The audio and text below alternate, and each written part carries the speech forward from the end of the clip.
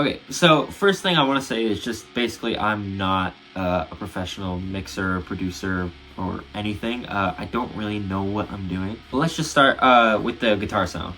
So basically on the left side of the speaker, for this song specifically, you're hearing this guitar here, which is basically just, it's a Squier Bullet Strat, which I'm sure was like $100. It was a gift. But this is pretty much my main guitar that I use throughout the whole record. You'll hear it pretty much on all the clean stuff, all the rhythm stuff, all the solos, pretty much on this guitar.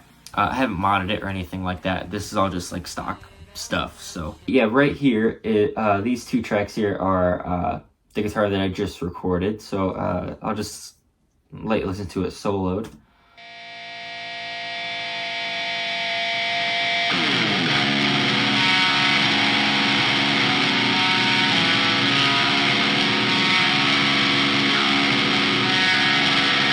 Yeah, as you can hear, it's really nasty, really dirty sounding. But this first track here, let me solo just this track.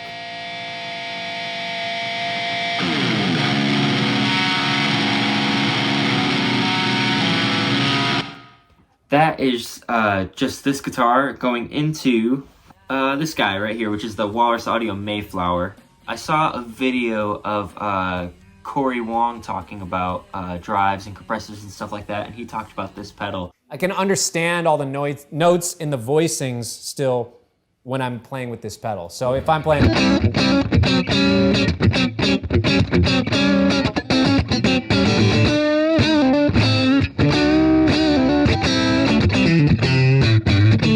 So I needed to get this pedal, and luckily for me, they stopped making it, and I found this one used online for like $100 or something like that. Not a sponsor, but if you're really looking into fuzz and distortion pedals that are really affordable but sound like amazing, I would really look into Walrus Audio's newer stuff, like the Eras pedal. That's amazing. These are my settings that I have on it. But yeah, basically it's that pedal going into this amp right here, which is, it's the Fender Mustang GTX 100. It's Fender's version of like a modeling amp. This is like the 1x12 100-watt version, which is the more expensive one. It's still really affordable. I bought this one for like $500, which was a pretty hefty price to pay for me personally. But with all the effects and everything that comes with it, and all the amps and all the models and the cabinets, and how you can customize everything with the app on your phone, and just how versatile the amp is, I just knew that I needed this amp for this project.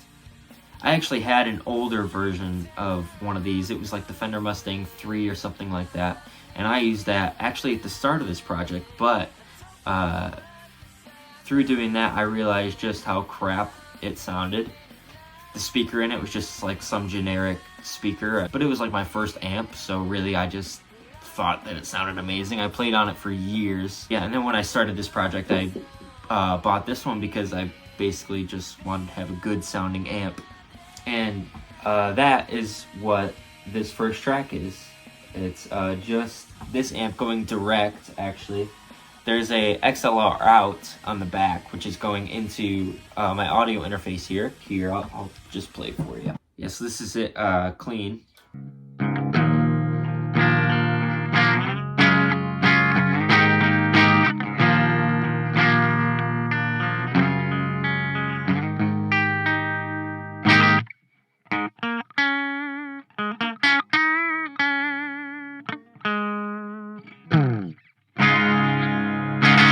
So basically what it's going into is the 65 twin reverb model that's in there. It sounds really cool. Probably doesn't sound exactly like a 65 twin reverb because I've never played through one, so I don't know. But before the amp, you'll see actually I have a DS1 clone, and that's built into the amp. And I don't really use that for much. Here, look, I'll just show you what I use it for. My clean sound, here it is basically. And then when I turn on the Mayflower,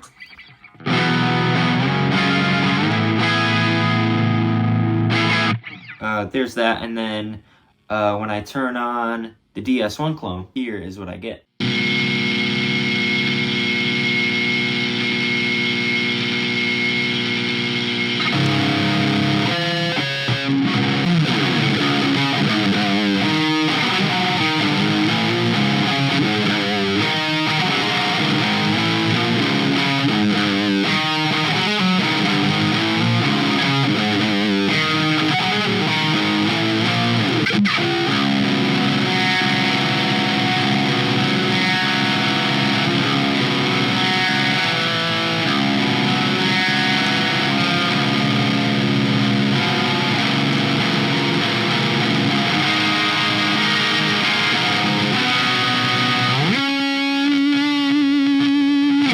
so basically when I want to get a really sort of feedbacky sound, really dirty sound, I turn on the DS1. So that sound is mostly the DS1 clone.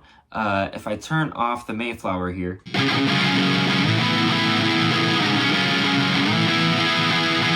you can hear it almost sounds the same, but when I add the Mayflower in,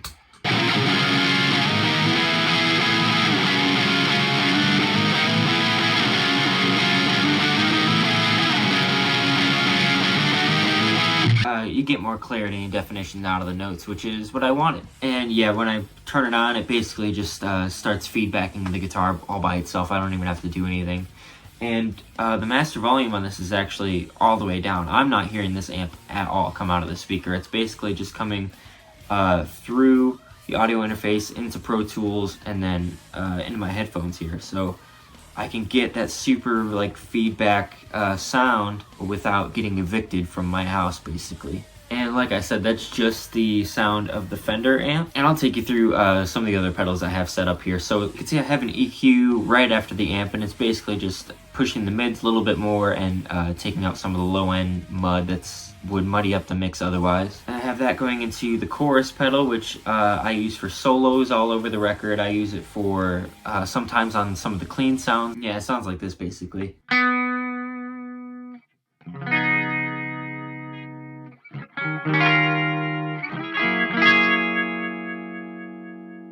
And with distortion on.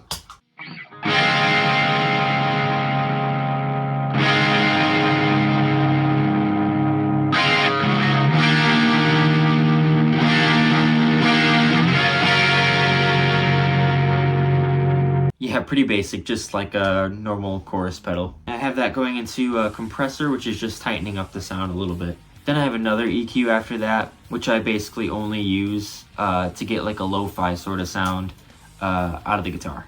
You can hear it in the intro to If You Could Only See Me Now, the intro to Idle Days, and it sounds like this.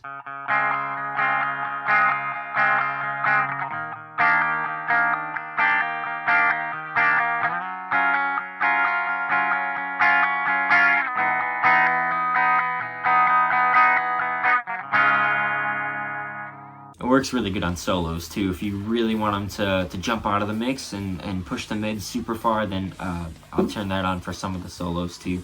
And then this last delay is basically only used for the intro to the song Amalgamation.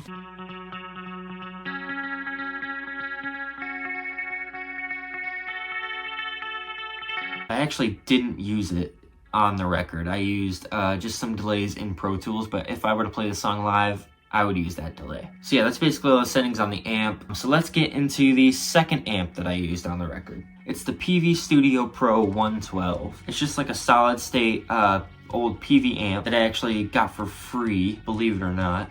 These are my settings on it. So I got this amp and I thought it was trash for a while, so I never really used it. And then I saw this video.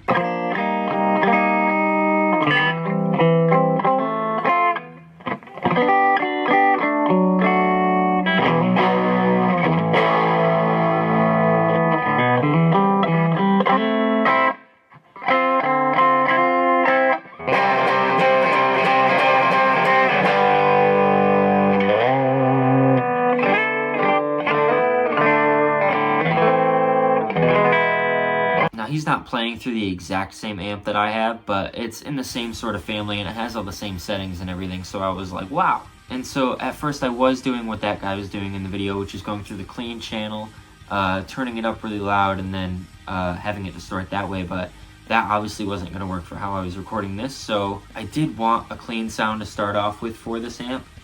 Here it is, just clean.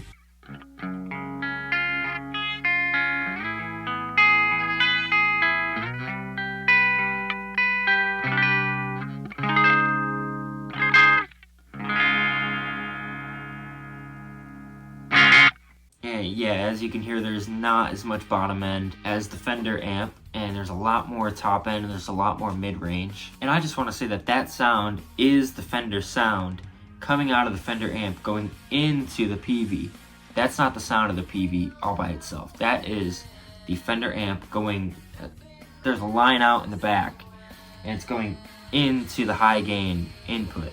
on this, and then it's being outputted to this second output. And with distortion, it sounds like this.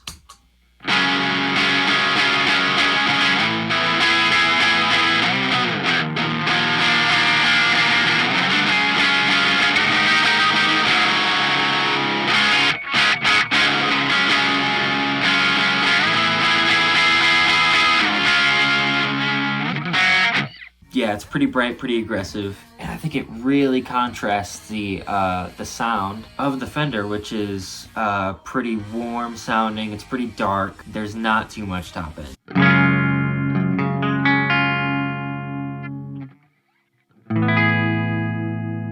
As you can hear, it's pretty classic Fender sound. But the PV is really bright, and I set it up basically to sound almost like a Vox amp. And when you sum those two amps together,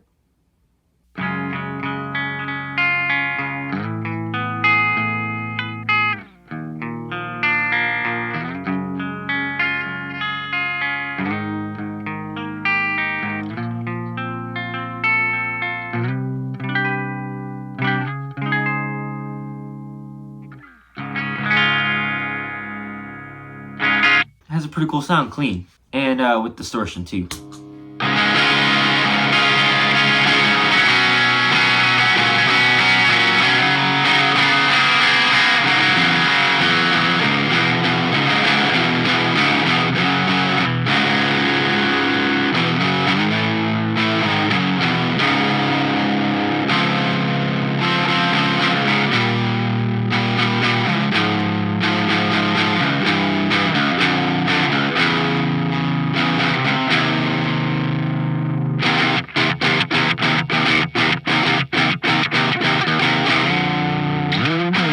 So the Fender amp, as you can hear, is taking care of a lot of the lower end side of things, and the PV is taking care of the higher end side of things, because the Fender just isn't as good as the PV is at getting the higher stuff. And then when you combine those two together, it's like one big super amp. I got that idea basically from this YouTube video, which I'll link down below, along with all the other videos.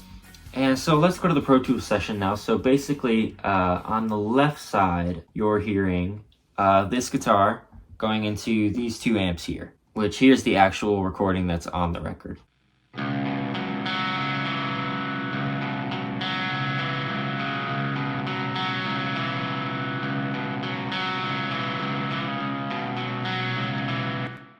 Which, as you can hear, it's not as dirty, not as nasty as what I just played you.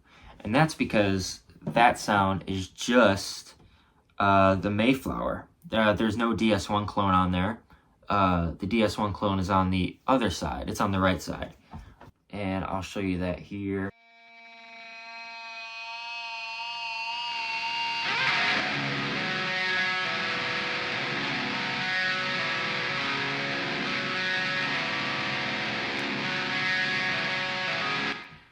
And then when you combine those two together, it sounds like this.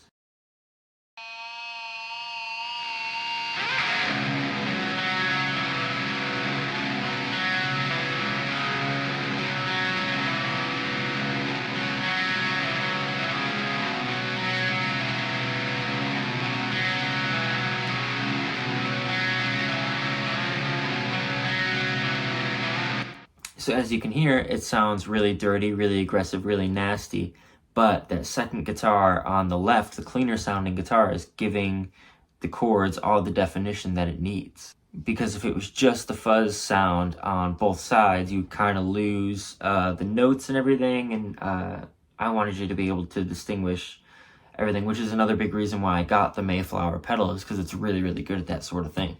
And the sound that you're hearing on the right side is not the exact same sound that you would get on the left side. It's actually this guitar here, which is just a ES335 copy that I got as a gift, and they bought it off Amazon for like $200 or something. It sounds cool.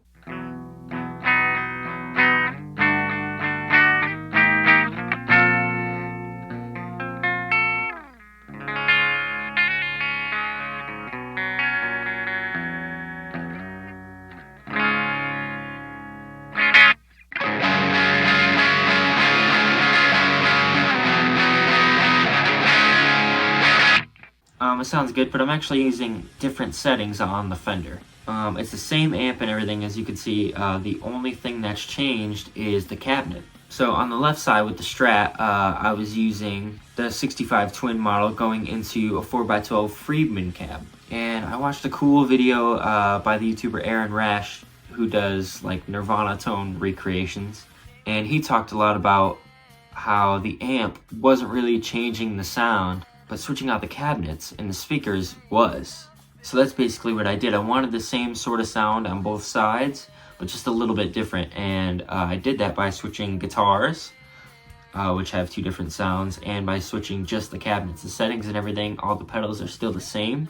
The only thing that's changed is I'm using a 4x12 Mesa cabinet model on this one. But other than that, all the settings are still exactly the same. Again, the only thing that's changing is the cabinet model. And that right there is pretty much the main guitars that you hear throughout the entire record. And here's some of the other ones that I use here and there. So this is the acoustic that you'll hear in songs like Routine and Denied. This is an Orangewood guitar. It is the Morgan Spruce Live, and I'm pretty sure I bought it used. Actually, they were having like a sale or something like that on guitars that weren't totally perfect, like cosmetically or whatever. And so I got this one for really cheap, like $200 or something. And I chose this one because I'm pretty sure it was like the cheapest acoustic that had a cutout here, and it also had an input jack on it, as you can see there. I didn't mic this up at all when I recorded the record. I'm basically using the same setup that I used for the electric guitars, except I'm using a different setting on the Fender, which is this basically. It's just an acoustic guitar simulator. You know, just plugging in the acoustic guitar didn't sound really all that good, and putting it through the acoustic guitar simulator really brought out the pick sound. It really brought out almost like the effect of it being mic'd up, even though it doesn't have to be. And again, it's using both amps.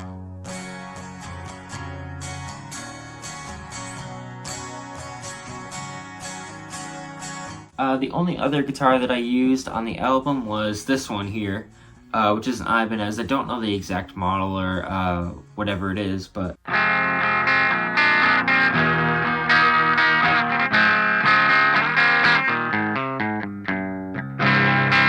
so I use it for songs like that. But I also use it sometimes in choruses. You'll hear a guitar in the center, just basically doubling the parts, and I use this guitar for that, just to have a little bit of a different sound. And this one is going through the exact same setup that the 335 copy went through, just because the guitar is a lot darker and that preset is a little bit brighter.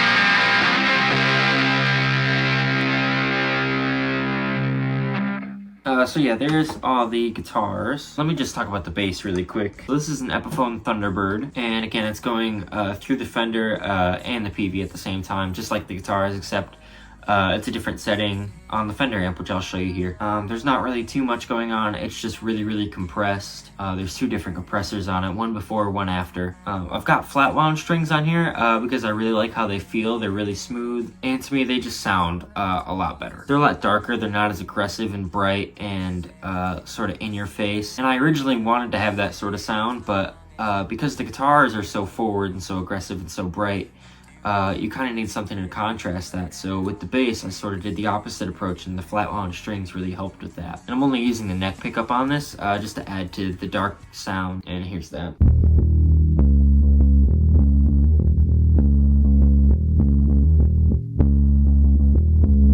So yeah, that right there is all the guitars that I use, how I got all the sounds and everything. And I think I'm gonna split this up into two parts just because this one is going so long. And in the next part, I'm gonna talk about how I mixed everything and what I'm doing in the DAW to change the guitar sounds and the bass sounds, and I'm going to talk about the drums and the vocals and everything, so stay tuned for that video. And so I sort of skipped all the introduction stuff just because I wanted to get right into the video and talk about the guitar sounds and everything. But my name is David, and I'm the guy that's behind pretty much everything that has to do with the All Points Bulletin project. I recorded and mixed and produced and did everything myself right here. And I did it for very, very cheap, as you could see and probably hear. I'll show you in the mixing video that I only spent money on one singular plugin, and it was not that much money. So yeah, for those that care, the album is out now and it's streaming everywhere. You can just search for All Points Bulletin on any of the streaming services that you use. I'll also leave some links in the description to my social media and everything like that. So yeah, like I said, stay tuned for the next video, and hope you have a good day.